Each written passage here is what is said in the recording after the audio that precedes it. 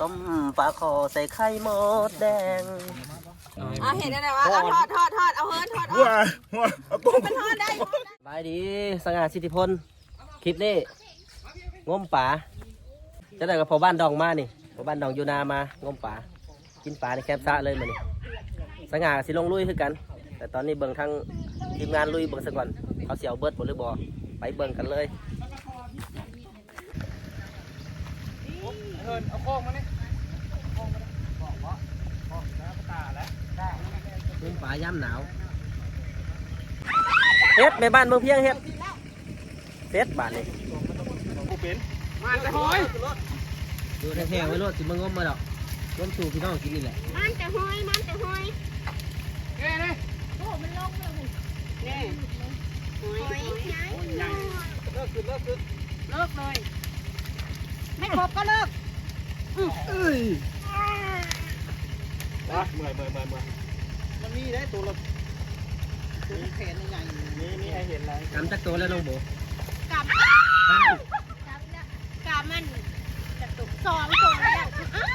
ปลาอย่างไรปลาปลาบูนี่แล้ว แซ่บเลยแซ่บ เอาไหมโบบูแม่ได้ไหน มานี่เขาบ้านดองมาฮอดแล้วสิไปถามเราว่าเราสิกินแบบไหนกินก้อยกินแบบดิบๆหรือว่าสิกินแบบปิ้งแบบจำสิให้ทั้งน้องมดเป็นแจ่วแซ่บ เดี๋ยวกำลังจะเมื่อเห็ดแจวให้เนาะเอาแบบแซ่บๆแจว ๆ สูตรนาวางมีแก้วสูตรน้ำว่างนี่ แม่น สูตรน้ำว่าง พ่อบ้าน ได้ เอาสิกินแบบไหนปลาเนี่ยมันได้แล้วตอนนี้สิกินแบบไหนเอาแบบดิบแบบซุปสำลาบ่หรือแบบปิ้งแบบทางบนแดงก็หลายเด้เอาที่เจ้ากินได้ข้อกินได้ทำกินดิบข้อกับบ่ได้กินดิบสำลาเลยก้อยแบบบนแดงเขาหลายเลยนั่นละหน่อยอาจารย์กุศิลมาน้องบิ๊กวิทยุทธ์ลูกห่วงมาแล้วจะมันเกิดจะพุดเกิดนี่มาแต่มันเกิดประมาณ7 โมงฮอด7 โมงแรงฮอดเตรียมมือเห็ดแจ่วเขาเดี๋ยวไม่เห็ดแจวเดี๋ยวเห็ดแจวสูตรนาวางมาให้ทางพ่อบ้านดองแล้วกับแม่บ้านเมืองเพียนกินเนาะหาไม้จามปลาก่อนซาแคมบ้านทุกเสริญนายพานตีสิบต่อไปสิไปอยู่ในพานผลพาแอวหนูหลายก็หลายก็ดอกบานนั่นทั้งหนูทั้งนกเอาไปเป่าเลยนะป่าทุกยามมีทุกยามเลยเนาะเป็นนอนนาเด้ทุกยามเป็นบุษนเอาไปเป็นนอนนาเป่าไก่มันขึ้นมาก่อนหมูดิตัวนั้นเดี๋ยวสั่งเอาใช่ไหมนั่นไม่เอาบูดเดี๋ยวสัตว์ปิ้งมันพอดีทานนี่มาขึ้นมาปลาน่ะตามหยาดใบรอไปได้เพิ่นตัดคลิปแล้วเพิ่นก็ลุยแล้วนี่เอาปลาขึ้นมาดูสิจัดการให้กินดิผ่าน้ำแห้งเดี๋ยวนี้นะเอาปลาขึ้นมาก่อนแต่ตัวที่มันได้นะปลาที่มันได้ฮะจะได้ไม่บานเต่าเมื่อยพักเบรกค่ะตอนนี้กำลังให้กำลังใจผู้บ่าวค่ะน้ำหนองเฮาบ่แห้งเจ้าเอ้ยเฮากับมานางยิ้มให้ผู้บ่าวสะน้ำน้องมันแห้งเฮากับไปงมโตนะจ๊ะเฮ็ดทั้งดูดทั้งซะ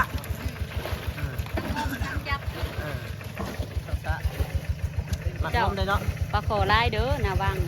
ไล่แต่แห่มันนี่ได้จับปลาโคแบบ2 มือเต็มมันหมานเว้ยปลาดุกถ้ามันย่านหนักล่าปอดตาคุณพ่อสักทีกาได้ตัวเดียวปลาดุกนะโอ้ยเยอะจ้ะได้2-3 ตัวชนะเดี๋ยวนะ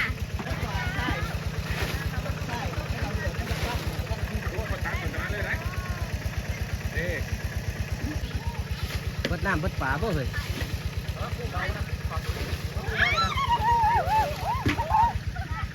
นี่อยู่นี่ปลาซาเสือเหมือนี่มีแต่ปลาบูส่วนมากปลาแซ่บนี่เนื้อหลายปลาเข็งปลาคอทางนู้นทางนั้นของที่จะปลาดุกของอันนี้ปลาทำไมอินตัวแบบด่ากินในเดือหินปลา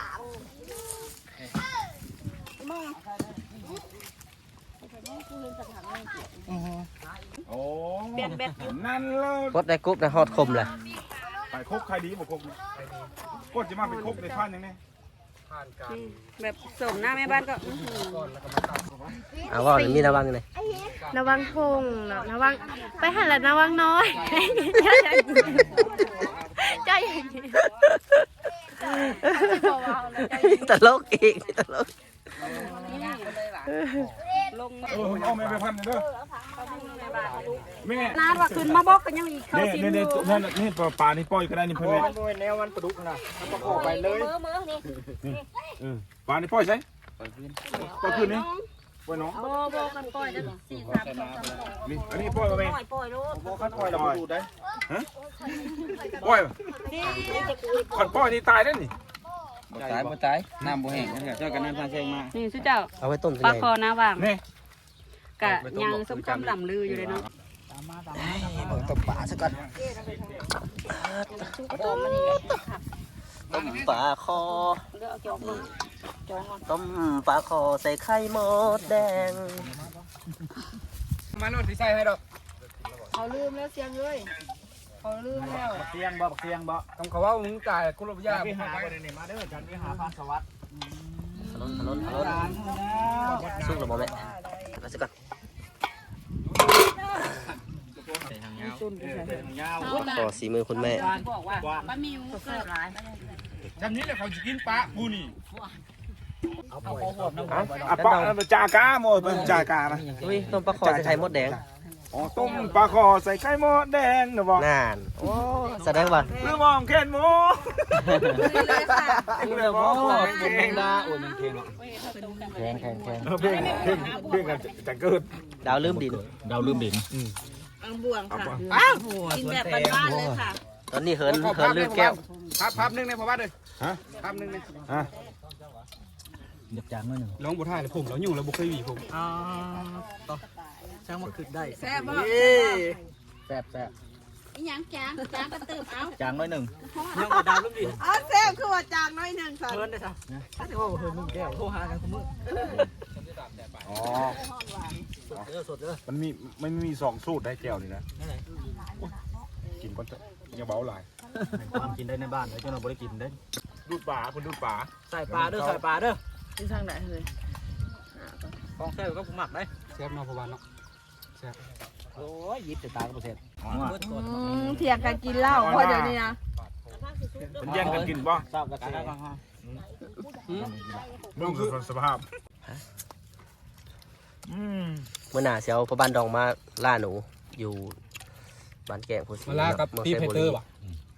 ที่ปีเตอร์บ่ ตีไฟเตอร์ ดีเฟเตอร์มาดื่มมือมาดื่มมิวมิก สำนกหันโอ้ยมีแต่ตัวทำไก่นี่นกเลย ก้อยนี่อดีตคอนวอย นี่แต่ระดับซาดนะจุ่มนี่นะระดับคอนวอยคือหยังบ่ ทำมาก่อนแบกหาม3 ล้อ คนยกตู้ จำนั้นเนาะ กำนัด บ่อยู่นี่อ่ะมีตัวนี้ให้ครบ ไข่โคก แล้วผลงานมีอย่างนี้ กูบ่าวไข่โคก ตัวไอ้ครบเพิ่มผลงานตำแหน่งนี้ไปออกวง เช้ากินนี่นะ บอกอินทิสาวอีกทีเนี่ยผมคนนี้เลยครับ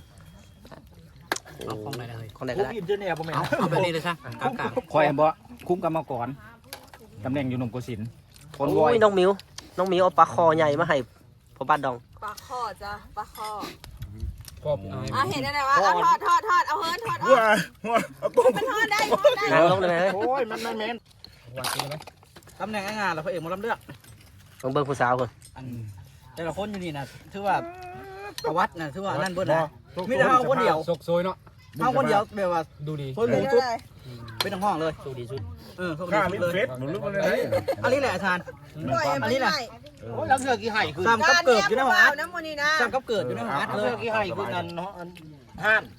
เอ้าตื่นนอนได้ไปปลุกก็ตื่นนอนซีนมันเขาไปตึกสะดุ้งในบ้านเลยตึกตัวใหญ่กว่านี้สำแขนมันถึงสะดุ้งจะสิรู้ปล่อยเฮาเอามาปล่อยเสียซะเนี่ยเบิดปล่อยเสียซะผม น้องมิวก็ตีสนิทพอบ้านดองขนาดเนาะ จักถูกหน้ามันคือ ไก่ ดีวะ ไก่คนดังนะบางเทื่อเขาอัน ได้หอยได้แขนจะไปเห็นอะไรกันนะ ด้านซ้ายดีกว่า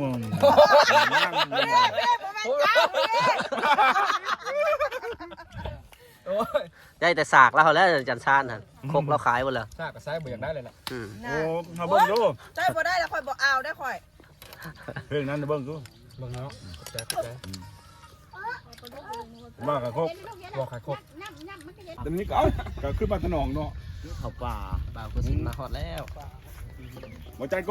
ยังหล่อเหมือนเดิม ส่วนไปยังป้าทำได้บ่ ไป ไป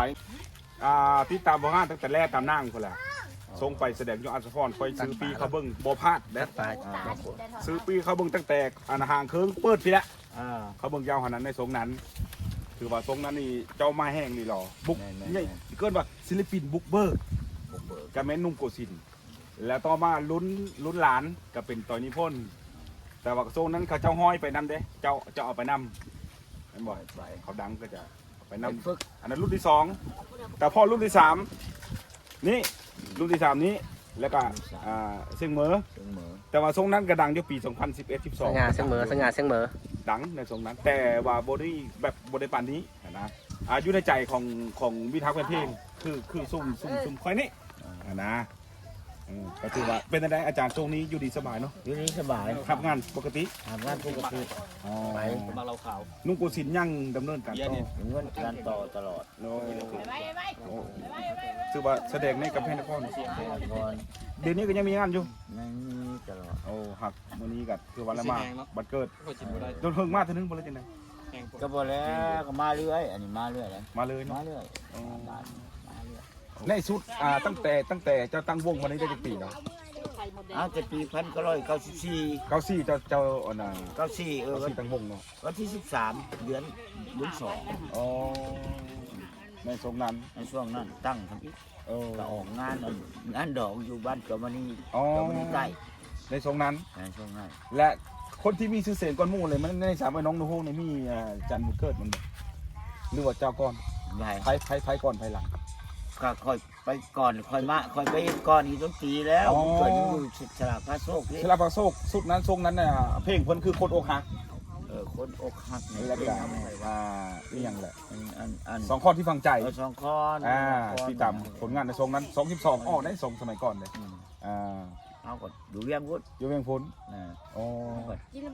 มันเป็นอาชีพนี่เราที่แลนรถแลนยังไป เจ้าก็ขึ้นแล้วมาก่อน แลนรถหรือเปล่า เอารถยัง รถขนส่ง รถขนส่ง รอไปเวียดนามไปนั่นดูละ สมมติเจ้าจะขับรถเก่งเนาะก็ชื่อว่าเจ้าขับรถเก่งในทรงที่เจ้าเจ้าไปทั่วคอนเสิร์ตในทรงสมัยก่อนนะมันมีรถเมล์ กระเป๋าไปถ่ายแล้ว แล้วมันรถเมล์นั้นบรรทุกหางเคิงแล้วเจ้าหันเป็นผู้ขับก็เห็น โอเคเนาะทุกคนสำหรับคลิปกินปลามื้อนี้มีทั้งพ่อบ้านดองแม่บ้านเมืองเพียงและก็พิเศษทางนาบ่าวใหญ่โคซินน้องพวงเพิ่นมากินปลาน้ำลูกน้ำหลานมื้อนี้สำหรับคลิปนี้จะให้จันดองฝากสง่าสิทธิพลหันได้ อา เด้ ณา อ ฝากกดติดตามสองสง่าชิติพลแน่มื้อนี้ดีเจอแห้งในที่มาพบไอดอลคอยเลยได้เนี่ยติดตามเพิ่งแต่เพิ่นเปิดวงทำอิ๊บเลยนะจังครับมื้อนี้เดี๋ยวพบเพิ่นกะเข้าไปก้อนบ่นี้กินปลากินข้าวน้ำอิ่มแล้วก็ไปก้อนบ่นี้เอาวิดีโอหน้าจะพบกันใหม่กับสองสง่าสิทธิพลบ๊ายบายพี่น้อง